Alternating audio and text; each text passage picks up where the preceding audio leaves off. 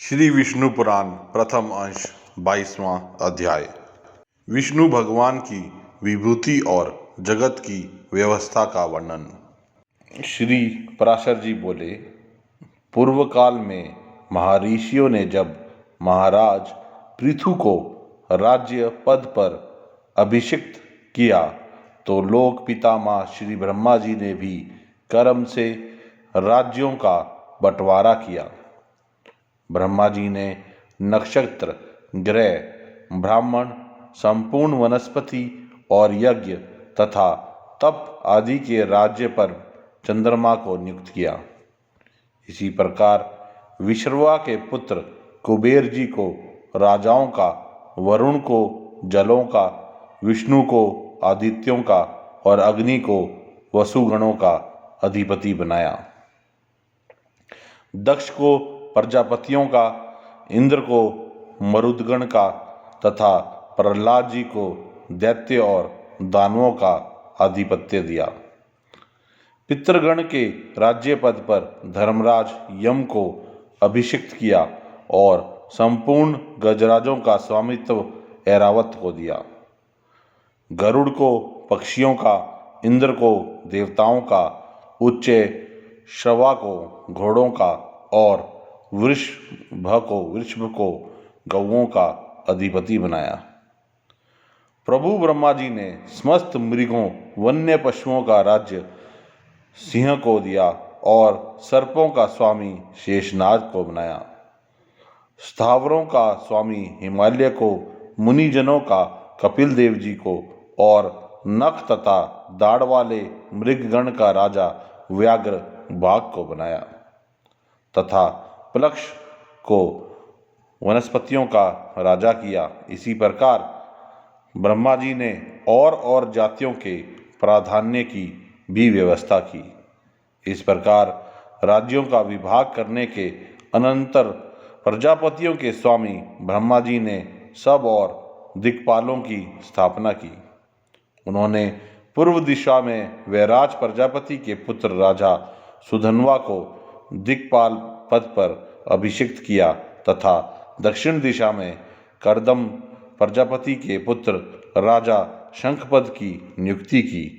कभी च्युत न होने वाले रजसपुत्र महात्मा केतुमान को उन्होंने पश्चिम दिशा में स्थापित किया और पर्जन्य प्रजापति के पुत्र अति दुर्धर्ष राजा हिरण्यमा को उत्तर दिशा में अभिषिक्त किया।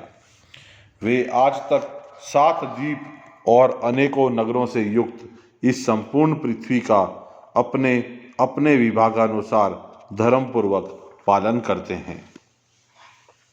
हे मुनिस्तम, ये तथा अन्य भी जो संपूर्ण राजलोग हैं, वे सभी विश्व के पालन में प्रवृत्त परमात्मा श्री विष्णु भगवान के विभूति रूप हैं।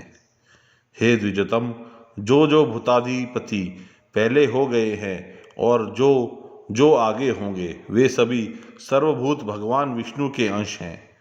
जो भी देवताओं, दैत्यों, दानवों और मांस भोजियों के अधिपति हैं, जो पशुओं, पक्षियों, मनुष्यों, सर्पों और नागों के अधिनायक हैं, जो वृक्षों, पर्वतों और ग्रहों के स्वामी हैं तथा और भी भूत, भविष्यत एवं वर्तमान कालीन जितने भूतेश्वर हैं, वे सभी सर्वभूत भगवान विष्णु के अंश से उत्पन्न हुए हैं।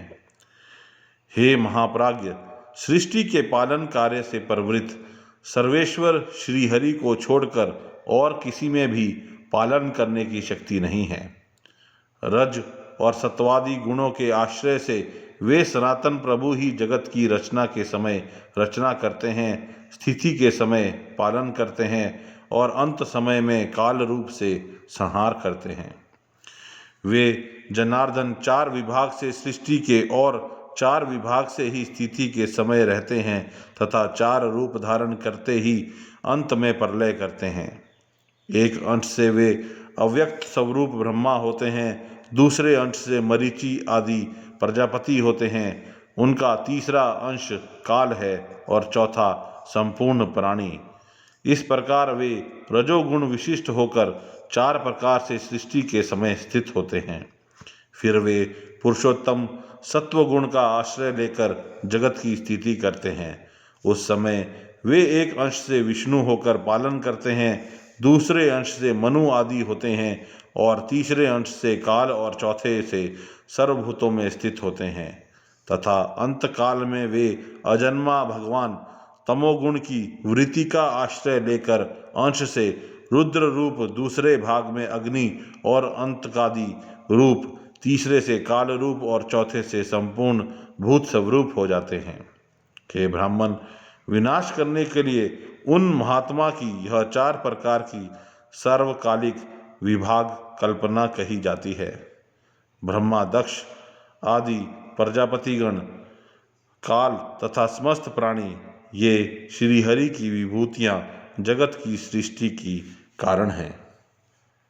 हे द्विज, विष्णु, मनु आदि, काल और समस्त भूतगण ये जगत की स्थिति के कारण रूप भगवान श्री विष्णु की विभूतियां हैं तथा रुद्र, काल, अंतकादि और सकल जीव श्री जनार्दन की ये 4 विभूतियां प्रलय की कारण रूप हैं।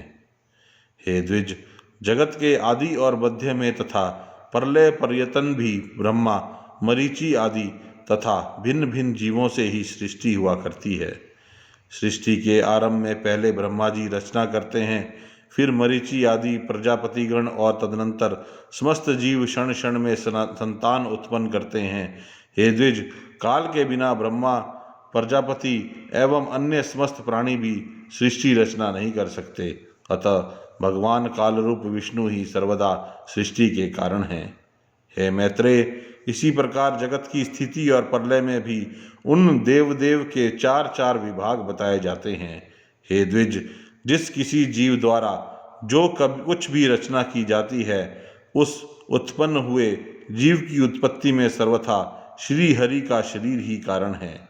हे मैत्रेय, इसी प्रकार जो कई स्थावर जंगम भूतों में से किसी को नष्ट करता है, वह नाश करने वाला भी श्री जनार्दन का अंतकारक रौद्र रूप ही है। इस प्रकार वे जनार्दन देव ही समस्त संसार के रचयिता, पालनकर्ता और संहारक हैं तथा वे ही स्वयं जगत रूप भी हैं। जगत की उत्पत्ति, स्थिति और अंत के समय वे इसी प्रकार तीनों गुणों की प्रेरणा से प्रवृत्त होते हैं, तथापि उनका परम पद महान निर्गुण है। परमात्मा का वह स्वरूप ज्ञानमय, व्यापक, समय, संवेद, स्वयं प्रकाश और अनुपम है तथा वह भी 4 प्रकार का ही है। श्री मैत्रेय जी बोले, हे मुने, आपने जो भगवान का परम पद कहा वह 4 प्रकार का कैसे है, यह आप मुझसे विधि पूर्वक कहिए। श्री पराशर जी बोले, हे मैत्रेय, सब वस्तुओं का जो कारण होता है वही उनका साधन भी होता है, और जिस अपनी अभिमत वस्तु की सिद्धि की जाती है वही साध्य कहलाती है। मुक्ति की इच्छा वाले योगी जनों के लिए प्राणायाम आदि साधन हैं और परम ब्रह्मा ही साध्य हैं, जहाँ से फिर लौटना नहीं पड़ता। हे मुने, जो योगी की मुक्ति का कारण है वह साधनालंबन ज्ञान ही उस ब्रह्मभूत परमपाद का प्रथम वेद है। क्लेश बंधन से मुक्त होने के लिए योगाभ्यास की योगी का साध्य रूप जो ब्रह्मा है, हे महामुने, उसका ज्ञान ही आलंबन विज्ञान नामक दूसरा भेद है। इन दोनों साध्य साधनों का अभेद पूर्वक जो अद्वैतमय ज्ञान है, उसी को मैं तीसरा भेद कहता हूँ। और हे महामुने, उक्त तीनों प्रकार के ज्ञान की विशेषता का निराकरण करने पर अनुभव हुए आत्म स्वरूप के समान ज्ञान स्वरूप भगवान विष्णु का जो निर्व्यापार, अनिर्वचनीय, व्याप्ति मात्र, अनुपम, आत्मबोध स्वरूप, सत्ता मात्र, अलक्षण, शांत, अभय, शुद्ध, भावनातीत और आश्रयहीन रूप है, वह ब्रह्मा नामक ज्ञान उसका चौथा भेद है। हे द्विज, जो योगी जन अन्य ज्ञानों का निरोध कर इस चौथे भेद में ही लीन हो जाते हैं, वे इस संसार क्षेत्र के भीतर बीजारोपण रूप कर्म करने में निर्बीज वासना रहित होते हैं, अर्थात वे लोक संग्रह के लिए कर्म करते भी रहते हैं तो भी उन्हें उन कर्मों का कोई पाप पुण्य रूप फल प्राप्त नहीं होता। इस प्रकार वह निर्मल, नित्य व्यापक, अक्षय और समस्त हेय गुणों से रहित विष्णु नामक परमपद हैं। पुण्य पाप का क्षय और क्लेशों की निवृत्ति होने पर जो अत्यंत निर्मल हो जाता है, वही योगी उस पर ब्रह्मा का आश्रय लेता है, जहाँ से वह फिर नहीं लौटता। उस ब्रह्मा के मूर्त और अमूर्त दो रूप हैं, जो क्षर और अक्षर रूप से समस्त प्राणियों के स्थित हैं। अक्षर ही वह पर ब्रह्मा है और क्षर संपूर्ण जगत है। जिस प्रकार एक देशीय अग्नि का प्रकाश सर्वत्र फैला रहता है, उसी प्रकार यह संपूर्ण जगत पर ब्रह्मा की ही शक्ति है। हे मैत्रेय, अग्नि की निकटता और दूरता के भेद से जिस प्रकार उसके प्रकाश में भी अधिकता और न्यूनता का भेद रहता है, उसी प्रकार ब्रह्मा की शक्ति में भी तारतम्य है। हे ब्राह्मण, ब्रह्मा, विष्णु और शिव ब्रह्मा की प्रधान शक्तियां हैं। उनसे न्यून देवगण हैं तथा उनके अनंतर दक्ष आदि प्रजापति गण हैं। उनसे भी न्यून मनुष्य, पशु, पक्षी, मृग और सरीसृप आदि हैं तथा उनसे भी अत्यंत न्यून वृक्ष, गुल्म और लता आदि हैं। अतः हे मुनिवर, आविर्भाव उत्पन्न होना, तिरोभाव छिप जाना, जन्म और नाश आदि विकल्प युक्त भी यह संपूर्ण जगत वास्तव में नित्य और अक्षय ही है। सर्वशक्तिमय विष्णु ही ब्रह्मा के पर स्वरूप तथा मूर्त रूप हैं, जिनका योगी जन योगारंभ के पूर्व चिंतन करते हैं। हे मुने, जिनमें मन को सम्यक प्रकार से निरंतर एकाग्र करने वाले को अवलंबन युक्त सबीज संप्रज्ञात महायोग की प्राप्ति होती है। हे महाभाग, हे सर्व ब्रह्ममय श्री विष्णु भगवान समस्त परा शक्तियों में प्रधान और ब्रह्मा के अत्यंत निकटवर्ती मूर्त ब्रह्म स्वरूप हैं। हे मुने, उन्हीं में यह संपूर्ण जगत ओतप्रोत है, उन्हीं से उत्पन्न हुआ है, उन्हीं में स्थित है और स्वयं वे ही समस्त जगत हैं।